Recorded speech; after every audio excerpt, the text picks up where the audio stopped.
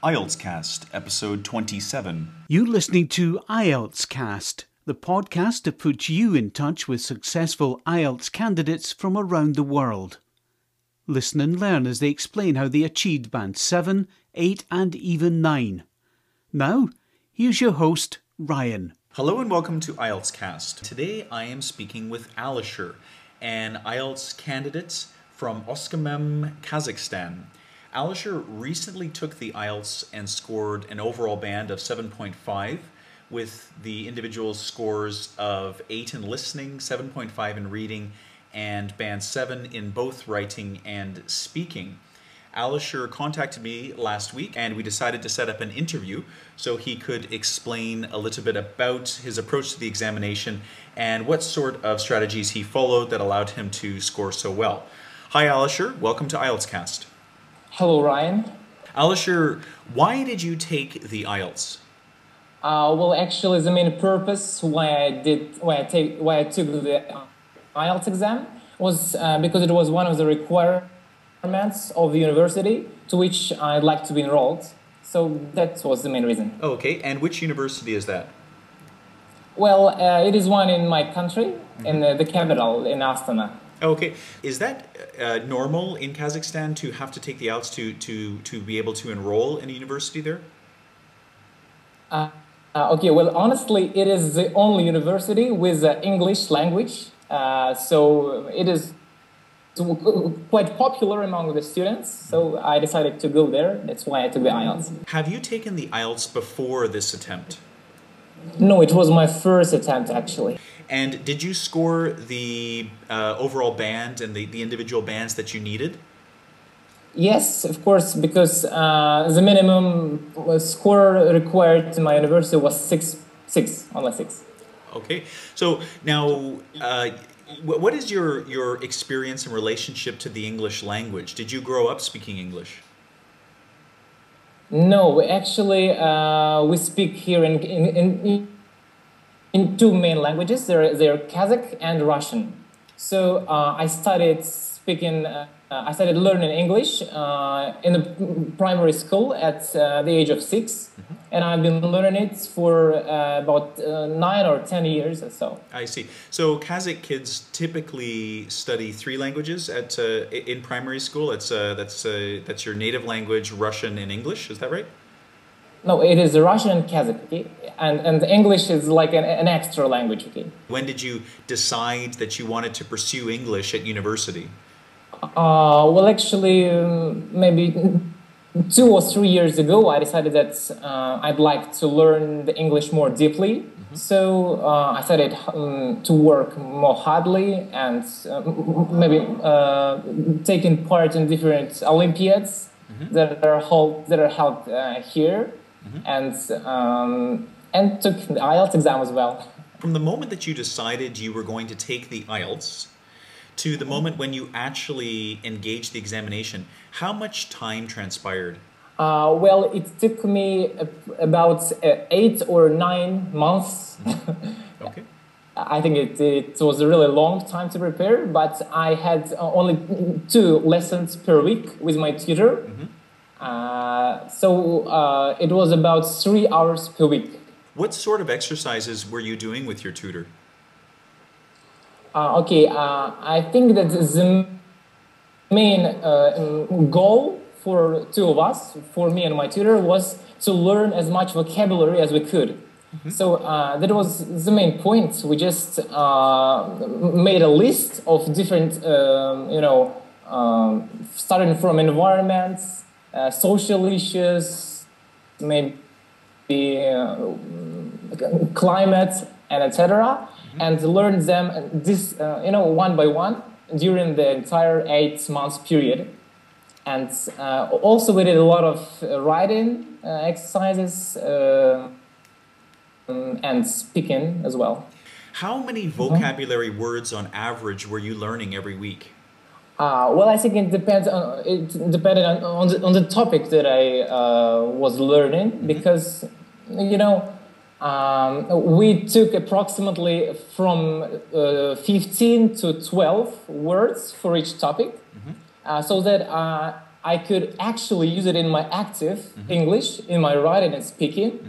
And I think it helped me a lot. Where did the vocabulary come from? Well, I think they were from those books that are written especially for IELTS students, like Check Your Vocabulary for IELTS or something like that. Okay. Okay, so we took the vocabulary from there and tried to learn them by heart, maybe. How did you learn to use the words in context? So you know that it's one thing to learn what the words mean. It's an entirely different thing to learn how to use them properly and with grammatical accuracy in context. How did you ensure that you were learning the words in a way that you could go on to use them in your speaking and writing accurately? Yes, I think it is a very widespread mistake or case for every student in the entire world, because we actually learn it, but when we write an essay or maybe when we do speaking, we cannot use them properly. We cannot include them in our actually active English. So the approach that we made with my tutor, we were constantly writing essays and we were constantly speaking about these topics, so that I couldn't forget them no longer. I see. Okay. It was just a matter of repetition. Okay. And were you documenting the words in a book, or how were you keeping everything organized so that you could go back and review from time to time? Yes, I just wrote them down in my notebook and revised them time over time. Were you doing practice exams from time to time? I'm sorry, which kind of exams? Maybe the mock exams, like those Cambridge past test papers? Yes. I actually used the Cambridge 7, 8, and 9, and I think it was a really lot of help. Okay. Because the reading and listening, the questions are quite similar to those, so it was really useful for me.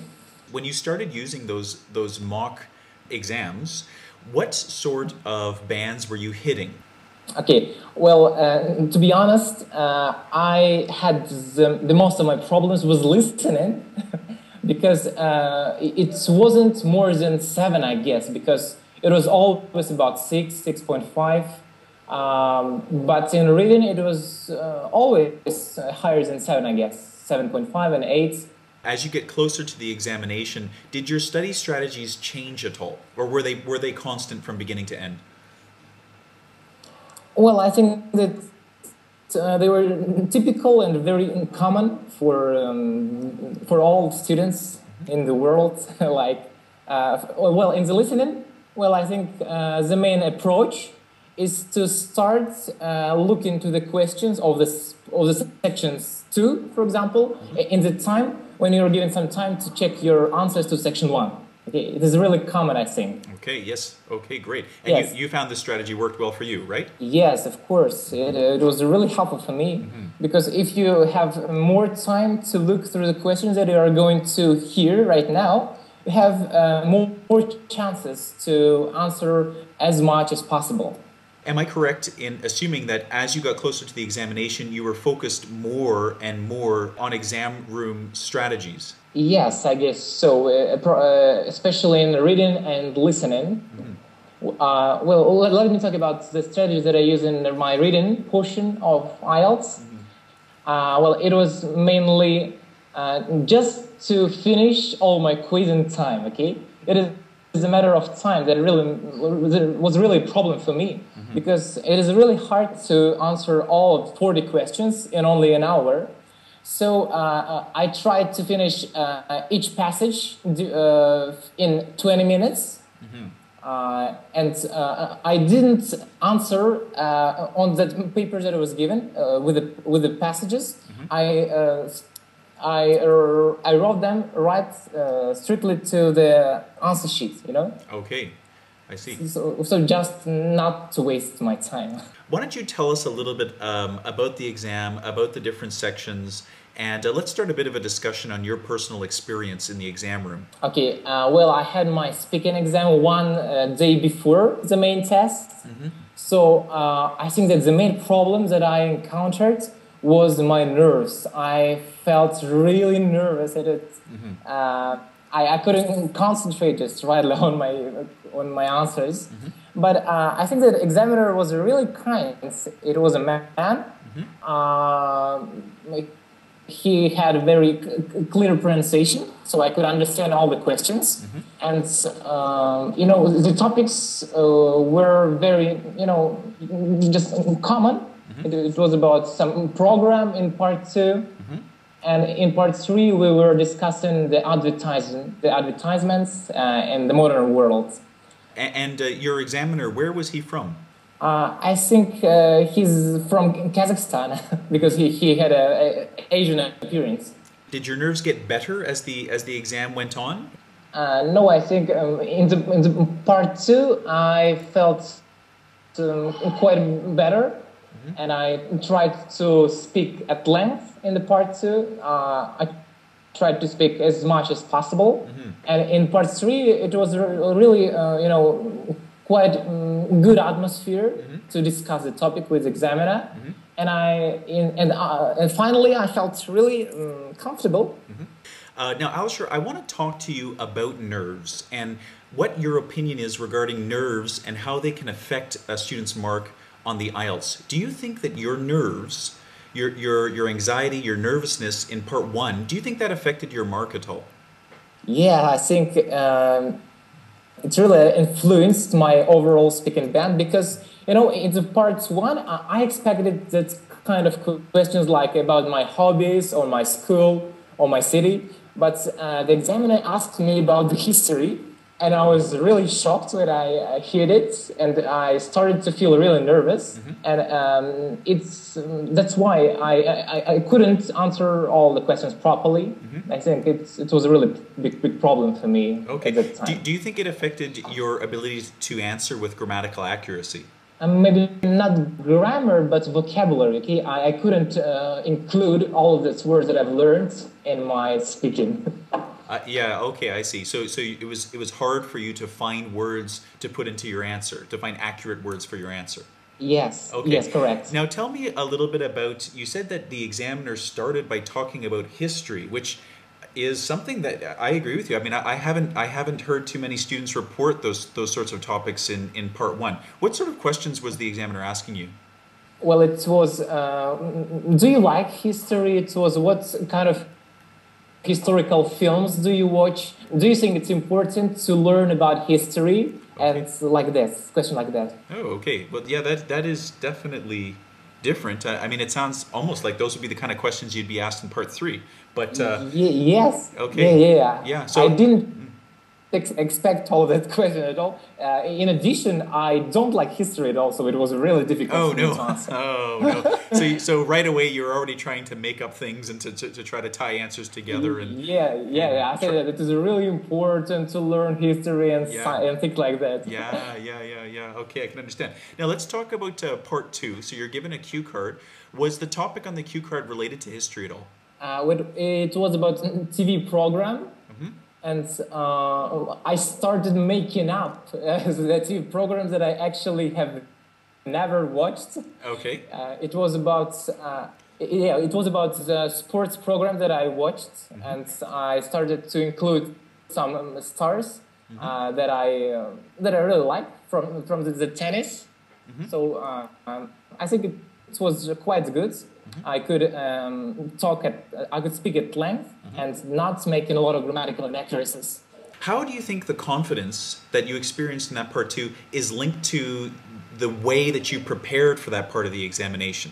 So I guess my question is, were you doing much training to speak at length in your preparation for the examination? Okay, well, initially I had a lot of problems with speaking at length because it was a really problem for me just to speak. I couldn't just think about what I'm gonna say, what I'm gonna talk about, particularly this topic. But after some time, I realized that the confidence really matters. So I tried to make as much practice as I could just to succeed. I think that the most, the best approach for me was just to listen. And that could help in speaking, actually, because I was listening to a lot of IELTS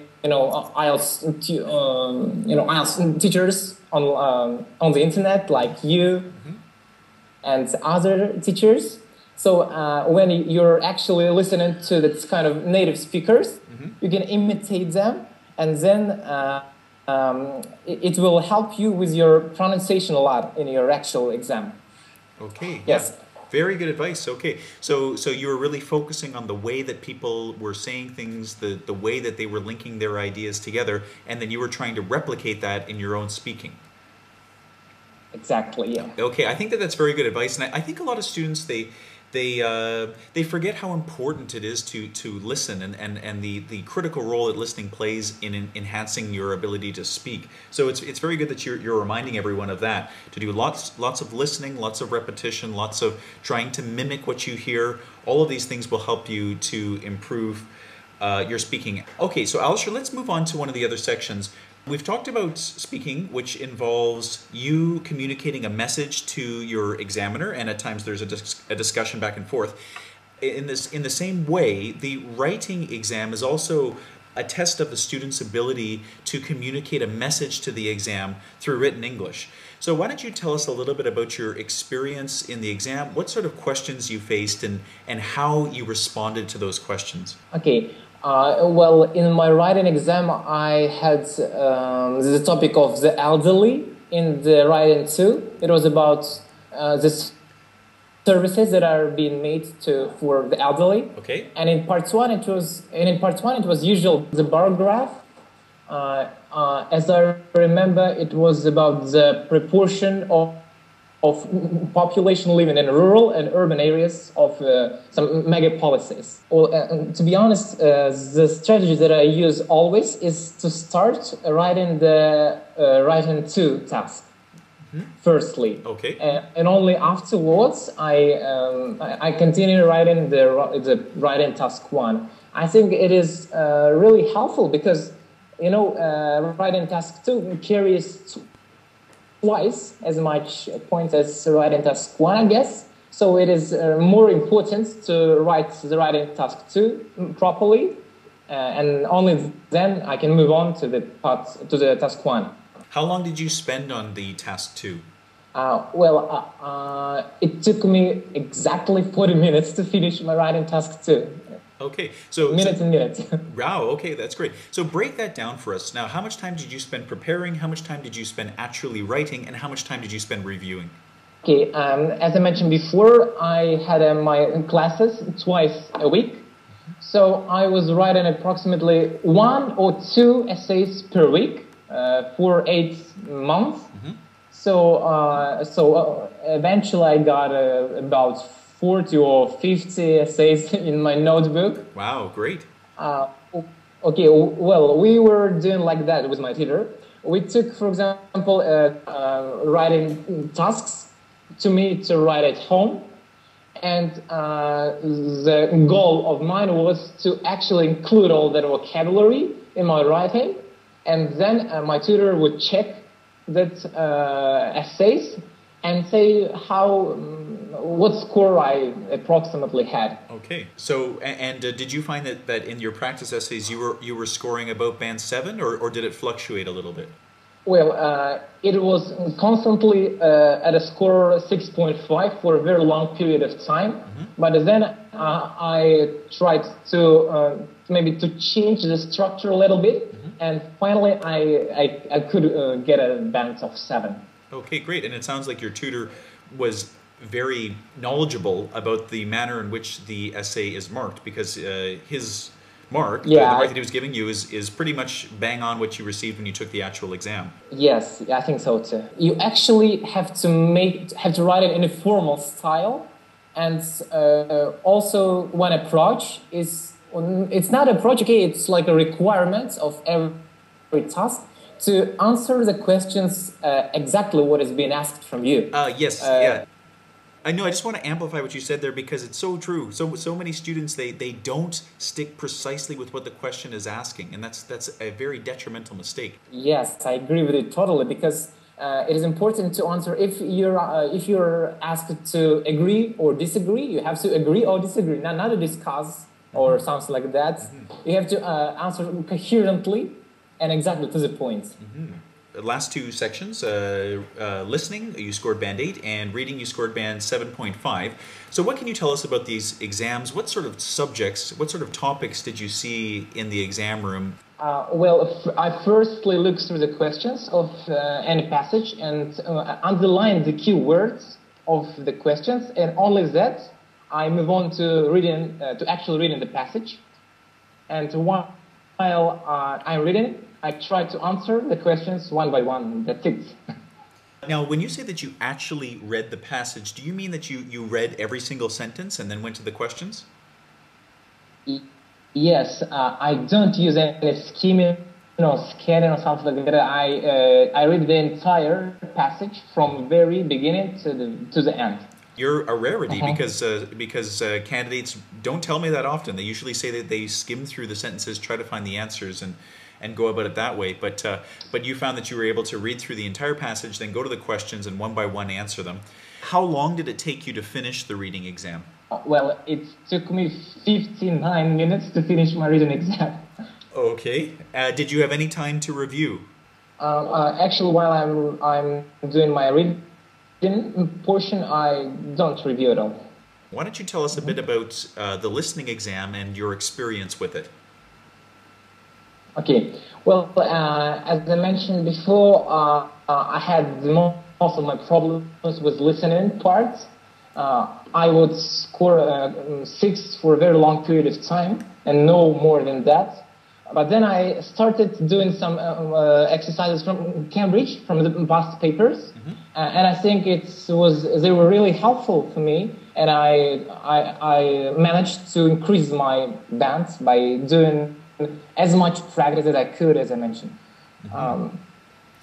Okay, Alisher, we're coming to the end of the interview, and I'm trying to think of a good way that we can close this interview. I think that the tips that you've shared, particularly about dealing with anxiety, which I think is a much more major problem than a lot of people give it credit for, because when you're anxious, you are much more likely to make mistakes. When you're anxious, you're much more likely to speak quickly and to make grammatical errors that you wouldn't normally make. So could you suggest some strategies for people that maybe experience the same thing you do, which is, you feel a little bit nervous when you first get to the examination? How did you overcome your nervousness, and how can other people do the same? Okay, well, I think the main advice that I can give to the students from the entire world is just to relax. You just have to feel relaxed and concentrated on what you're speaking, what you're writing, and what you're reading. Just maybe take a deep breath and try to pay your attention to the way you're speaking. Try not to be nervous. Try to relax. You have to just understand that it is just one of the many exams that you have in your life. And just to calm down a little bit and continue to giving some good performance from yourself. Another thing I'll point out is that I think students that are like you and prepare very thoroughly, so you've taken the exam time and time again, then when they get into the examination room, it's not, there's nothing alien about it. They just are very. They're in a natural place. They've been in this natural place before. They've done many exams just like this one before. So I think that if you do enough practice, and if you do enough practice under exam-like conditions, then you can train yourself to feel maybe a little bit more at ease, a little bit more at home, and a little bit more relaxed when you're in the exam itself. Alisher, I want to thank you for joining me on the show today and for sharing the wonderful advice, and congratulations on your band 7.5. Thank you again. I'm really pleased that I had the interview with you, and I wish all the IELTS students luck with their IELTS exams. Thank you for downloading from IELTS.com. Have you achieved an overall band of 7 or higher on the IELTS exam? Why not contribute to the podcast? Contact Ryan at his blog, IELTS.com.